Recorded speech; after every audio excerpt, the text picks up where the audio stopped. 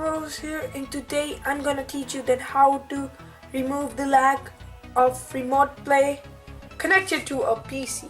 Like, yes, I've seen many videos, but they show that it cannot be removed, or some people show that we need 2 controllers for just to fix this. But I say we don't need any controller. We can do it without any controller. First of all, just install remote play on PC. That's obvious thing.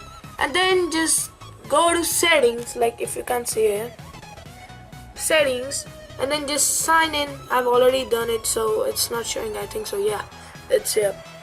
You can use your main account or secondary account. I don't know what you will use, but yeah, just do it. Then just first of all, you just need 2 Wi-Fi's. Like, you just need a Wi-Fi with whom your PS4 and laptop is connected. And I told you that I don't have a best laptop, so it recommends on your laptop or PC. Because if you have a good PC with graphic card or like more specs, it will give you a higher frame rate. But if you have an old PC of 1995, it will be too slow. So then click on start. It will just connect to your Wi-Fi, like we'll just search for it. It's showing when the connection. You just don't need to connect anything.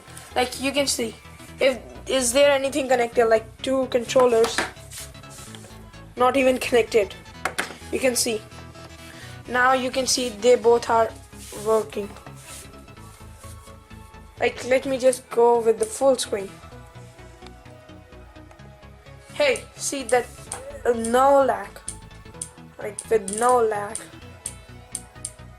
After 5 minutes, like, if you will do it, you just need a good PC for no lag actually. Just see this. Just thanks for watching, guys, and awesomeness over exploded. I don't know what you want. Let's have a bit of fun till I downfall. My love, if you feel like I do right now, don't say